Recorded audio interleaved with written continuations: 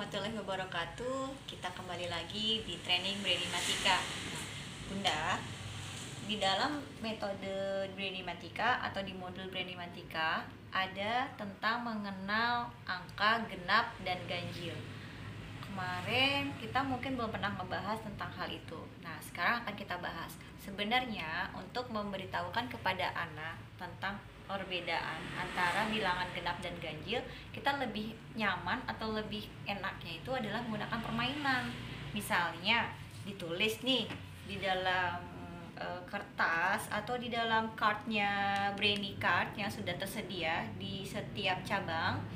Itu misalnya ditulis angka, contohnya misalnya angka 4 ya, lalu misalnya 3. Oke, saya tulis dulu ya angka-angkanya. Kita akan tahu perbedaannya, mana sih yang genap, mana yang ganjil. Oke.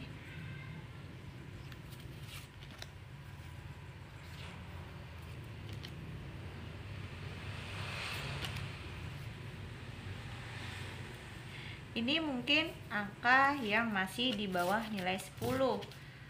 Seperti 10, 2, 1. Ini masih angka-angka yang di bawah nilai 10. Nah, kita akan tanya kepada anak. Nah, biasanya kalau misalnya ada beberapa anak itu kita menggunakan permainan di Brainimatika yang loncat-loncat itu. Kita minta anak-anak itu untuk meloncat, lalu kita kasih dia angka seperti ini. Sayang, ini genap atau ganjil? Nah, kalau mereka belum paham, kita mengajarkan sebelumnya, mengajarkan terlebih dahulu bahwa kalau genap, kita bilang genap, itu genap. Nah, ini ganjil. Oke. Ya, perbedaannya. Kita bilang kepada anak-anak, kalau genap itu angka yang bisa dibagi oleh 2. Kalau ganjil, angka yang tidak bisa dibagi oleh 2. Lalu kita tulis 1, 2, 3, 4, 5, 6, 7, 8, 9, 10 ya. Kita bilang kepada anak, oke, kalau 1 bisa dibagi oleh 2, kita akan bilang tidak bisa. Maka kalau kita bilang ganjil, kita bilang kotak. Kalau ganjil itu dikotakin ya sayang. Lalu kita tanya, kalau 2 bisa dibagi oleh 2? Bisa, yaitu 1. Jadi kalau genap kita lingkarin. Nah, kalau sudah tahu seperti ini, kita lalu bertanya kembali. 3 bisa dibagi oleh 2? Tidak bisa, berarti dia ganjil. 4 bisa dibagi oleh 2? Bisa, berarti dia genap. 5 bisa dibagi oleh 2? Tidak bisa, maka dia ganjil. 6 bisa dibagi oleh 2? Bisa, maka dia genap. Lalu 7 bisa dibagi oleh 2? Tidak bisa, maka dia ganjil. Lalu 8 bisa dibagi oleh 2? Bisa, maka dia genap. Lalu 9 bisa dibagi oleh 2? Tidak bisa, maka dia ganjil. Lalu 10 bisa dibagi oleh 2? Bisa, maka dia genap. Ini yang angka di bawah nilai 20. Lalu bagaimana kita mengasih tahu kepada anak dengan mengetahui perbedaan genap atau ganjil jika angkanya lebih dari 10 atau lebih dari 20? Kita tinggal bilang saja, ini kalau misalnya 20 ya, misalnya kita belum tahu nih, belum tahu apakah dia genap, apakah dia ganjil, misalkan seperti itu. Kita ulangin dulu.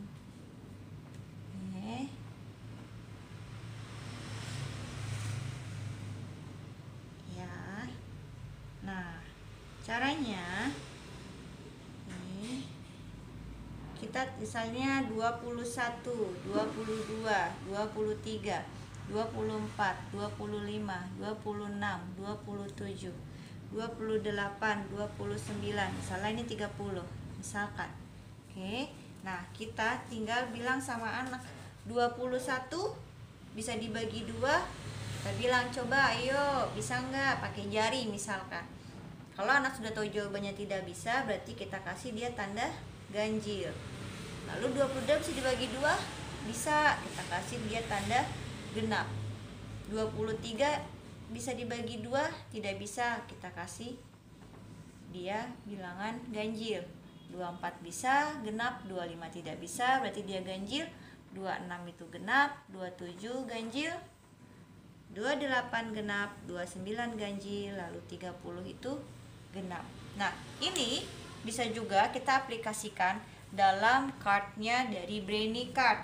Contoh, di saat anak sedang loncat-loncat, lalu kita tanya, kakak ini genap atau ganjil angka 9? Ayo cepat, ayo. Dia akan mengingat lagi tadi pelajaran sudah kita sampaikan, dia akan bilang, oh ganjil, oke bagus, selanjutnya. Loncat-loncat lagi si anak, kita tanya lagi, kakak ini 8, genap atau ganjil? Genap kakak, oke baik, bagus, silakan duduk, terima kasih. Dan angka-angka selanjutnya seperti itu. Jadi Bunda, di Brainy Matika sudah digunakan semua alat yang membantu dalam setiap permainan. Jadi terus berinovasi dan selalu kreatif. Salam sukses Brainy Matika, terima kasih. Oke, kembali lagi. Nah, sekarang kita akan mengajarkan anak dasar mengenal genap dan ganjil. Untuk anak usia 4 tahun sudah aman. Dan sangat terkesan sekali kemarin waktu belajar di Montessori, ternyata anak dengan kurikulum Montessori itu anak usia dari usia 3 tahun tuh mereka udah sangat banyak sekali yang dipelajarin, terutama tentang penjumlahan dan mengenalkan genap dan ganjil tuh sangat sederhana dan luar biasa. Pokoknya keren, menurut saya itu keren banget. Oke, kalau dari kita bilang bahwa 1, 2, 3, 4, 5, 6, 7, 8, 9, 10. Nah, kita selalu mengajarkan kepada anak itu secara konkret. Angka 1 biasanya bisa pakai apapun yang ada di alat Bunda, mungkin kancing baju pun boleh. Kita taruh 1, 2, taruh 2, oke, 3, taruh 3, 1,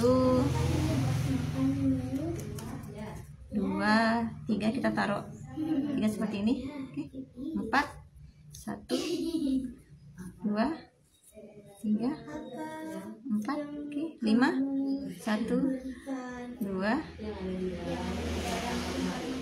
3, 4, 5,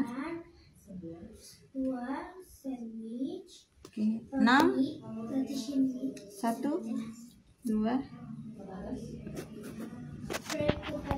3, 4,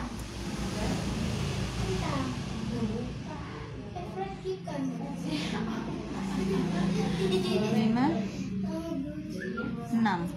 Oke, lalu kita 7,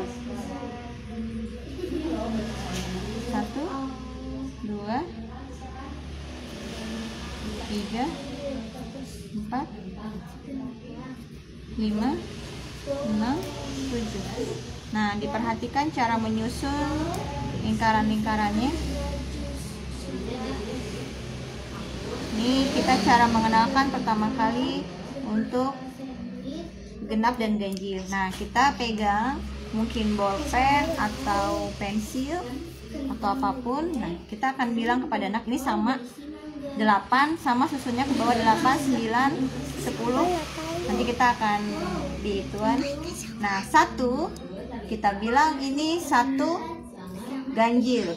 Kalau genap dia akan ada pemisahnya. Genap, ganjil, mentok, genap, ganjil, genap, ganjil. Nah, ini coba, saya akan coba buat yang di sini. 8, 1, 2, 3, 4, 5, 6, 7. Karena tidak muat,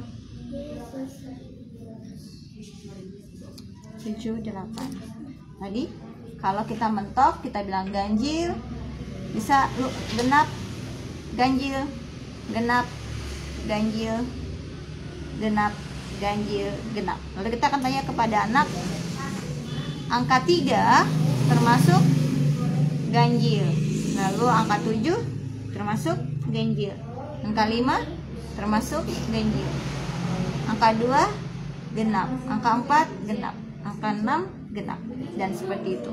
Jadi itu terus dilakukan secara berulang dan anak dengan sendirinya akan paham angka-angka yang ganjil dan angka-angka yang genap. Seperti itu ayah dan bunda, kita lanjut ke training selanjutnya. Terima kasih.